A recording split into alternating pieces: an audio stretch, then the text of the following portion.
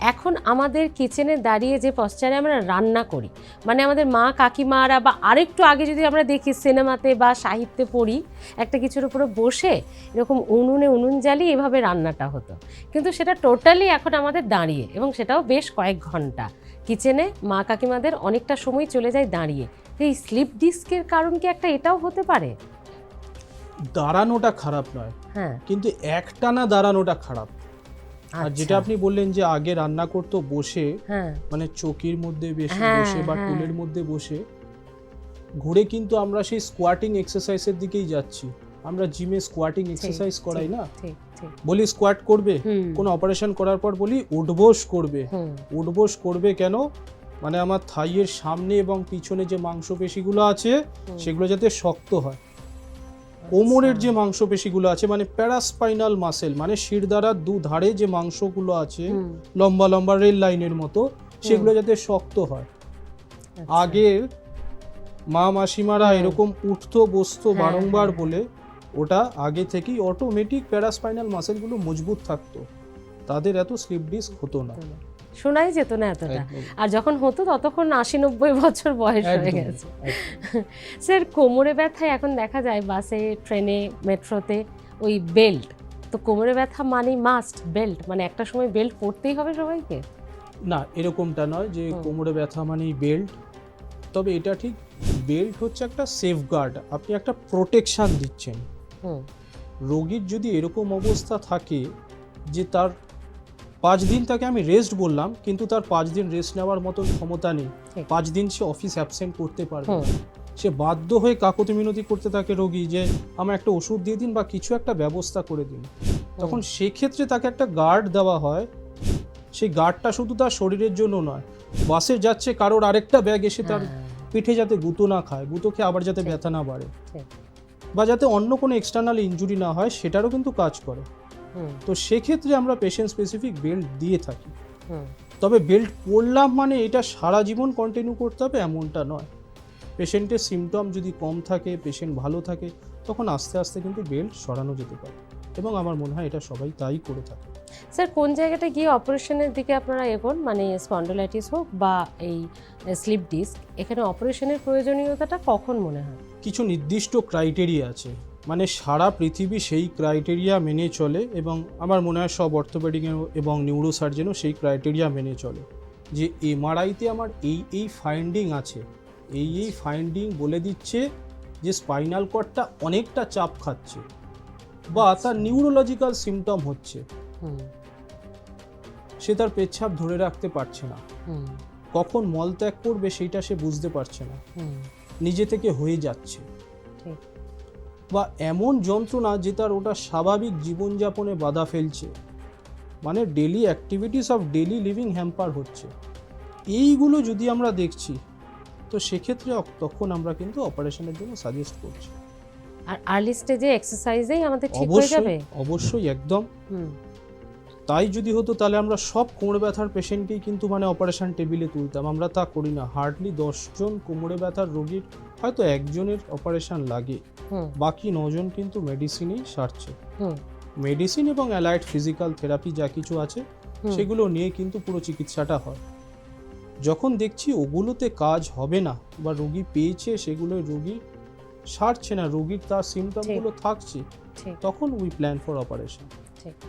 Arthritis একবার হলে নাকি আর জীবনে সারে না, ওটা একদম আমৃত্যু আমাদের সঙ্গে থেকে যাবে, এটা কি একজন চিকিৎসক হিসেবে বলবেন যে হ্যাঁ এটা ঠিক, নাকি কোনো কোনো পেশেন্ট সত্যি আর্থ্রাইটিস হয়েও আবার ভালো হয়ে যায়? এই সেন্টেন্সটা মানে অর্ধ সত্য, মানে আর্থারাইটিসটা যদি বয়সজনিত কারণে হয়, হুম, যদি প্রথম দিকে থাকে তাহলে আমরা কিছুটা রিভার্স করতে পারি, একদম আর্লি স্টেজ, ঠিক আছে। Grade 1 osteo arthritis, osteo arthritis আমরা সাধারণত 4টে ভাগে ভাগ করে থাকি। যদি প্রথম বা দ্বিতীয় থাকে সেক্ষেত্রে আমরা কিছুটা রিভার্স করা যায়, তবে এটা ঠিক যে তৃতীয় বা চতুর্থ যখন ধাপ হচ্ছে তখন কিন্তু মানে এটা বলা ভুল হবে যে আপনি পুরো আগের পর্যায়ে চলে যাবেন, এটা ঠিক নয়। কারণ হ্যাঁ, এটা ঠিক যে তার যেটা ক্ষয়ে গেছে সেই ক্ষয়টা নিয়েই বাকি জীবন কাটাতে হবে। তাই প্রতিরোধটা খুব গুরুত্বপূর্ণ, প্রিভেন্ট, ওটা যাতে না হয় তার আগেই তুমি অ্যাকশান নাও, তার আগেই তুমি স্টেপ নাও।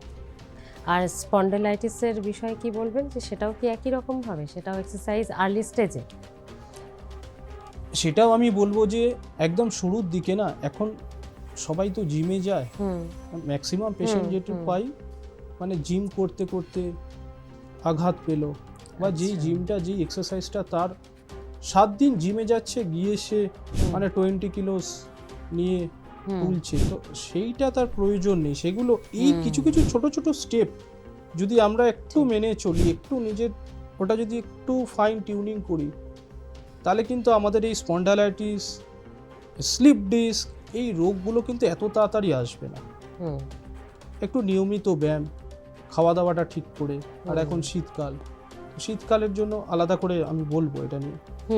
শীতকালের এই যে ব্যথা শীতকালেই বাড়ে, এটার সায়েন্টিফিক কারণ কি? মানে আমরা এই ফিলটা কি শীতকালে বেশি পাই ব্যথার, নাকি সত্যি এটা আমাদের একটা ভ্রান্ত ধারণা? আবার ঠিক এরকমভাবে কেউ কেউ বলেন যাদের আর্থ্রাইটিস আছে, অমাবস্যা পূর্ণিমায়ও নাকি তাদের ব্যথা বেড়ে যায়। তো এইগুলো কি কোনো রিলেটেড? আচ্ছা, আমি আগে শীতকালটা বলে নিই। এটার বৈজ্ঞানিক ভিত্তি আছে যে হ্যাঁ, শীতকালেই ব্যথা বাড়ে। শীতকালে ব্যথা বাড়ে কারণ ঠান্ডা মানে আপনার শরীরে যে রক্ত সঞ্চালন হচ্ছে, আমরা কেটে গেলে বরফ লাগাই, কেন লাগাই? ওখানে যে আর্টারিটা আছে সেটা যাতে ন্যারো হয়, মানে সরু হয়ে যায়, সরু হয়ে গিয়ে ব্লিডিংটা কম হবে। ঠিক একই রকম বৈজ্ঞানিক ভিত্তি এর পিছনে আছে যে শীতকালে ব্যথা কেন হয়। প্রতিটা জয়েন্টে ব্লাড সাপ্লাই কমে, ব্লাড সাপ্লাই কমার ফলে আপনার জয়েন্টে ব্যথা বাড়ছে, এটা একটা কারণ। দ্বিতীয় আরেকটা কারণ হচ্ছে ওই জয়েন্টের চারিধারে যে মাংসপেশিগুলো আছে সেগুলো অতিরিক্ত ক্র্যাম্প ধরে, মানে টান ধরে। মাসেলগুলো কেন ক্র্যাম্প হচ্ছে? মাসেলগুলোরও ব্লাড সাপ্লাই কম যাচ্ছে, রক্ত সঞ্চালন কম হওয়ার ফলে ওগুলো তাড়াতাড়ি সংকুচিত হয়ে যাচ্ছে। এগুলো একাধিক কারণে দেখা যাচ্ছে যে তার কিন্তু ব্যথা বাড়ে এবং উপসর্গগুলো অনেকটা বৃদ্ধি পায়। প্রশ্নের দ্বিতীয় অংশ, যে অমাবস্যা পূর্ণিমায় কি ব্যথা বাড়ে? অমাবস্যা পূর্ণিমায় ব্যথা বাড়া নিয়ে প্রচুর পেশেন্ট আসে এবং পেশেন্টকে কনভিন্স করা মুশকিল যে এইটার সঙ্গে অমাবস্যা পূর্ণিমার কোনো সায়েন্টিফিক রিলেশন নেই। কিছু কিছু গবেষণায় বলছে যে চাঁদের যে গ্র্যাভিটেশনাল ফোর্স আছে, চাঁদের গ্র্যাভিটেশনাল ফোর্স যেরকম সমুদ্রের জলকে বেশি পুল করে, ঠিক সেই রকম আমাদের জয়েন্টে যে সাইনোভিয়াল ফ্লুইড আছে, সাইনোভিয়াল ফ্লুইড মানে প্রতিটা জয়েন্টে ভগবান আমাদের একটা রস দিয়েছে, একটা ফ্লুইড দিয়েছে, মোবিলের মতন একটা তরল জিনিস দিয়েছে। তো এইটা কিছু গবেষণায় দেখা গেছে যে সাইনোভিয়াল ফ্লুইডগুলো এফেক্ট হতে পারে এই চাঁদের গ্র্যাভিটেশনাল ফোর্সে। যদিও আমি বারে বারে বলছি এটার কিন্তু এটা একদম প্রাথমিক পর্যায়ে এরকম দেখা গেছে, ঠিক আছে, একদম প্রপার সায়েন্টিফিক এভিডেন্স কিন্তু নেই। তাই আমি একদম অন ক্যামেরা এটা বলছি না, স্বীকার করতে পারছি না যে হ্যাঁ অমাবস্যা পূর্ণিমা এটা হয়। প্রিলিমিনারি দেখা গেছে যে গ্র্যাভিটেশনাল ফোর্সে এটা হয়। পেশেন্ট স্বীকার করে, একদম পেশেন্ট বলে যে এই দিনই হচ্ছে। হ্যাঁ, তো এটা প্রিলিমিনারি স্টেজে দেখা গেছে যে চাঁদের gravitational force is one of the reason, ওটা একটা অন্যতম কারণ।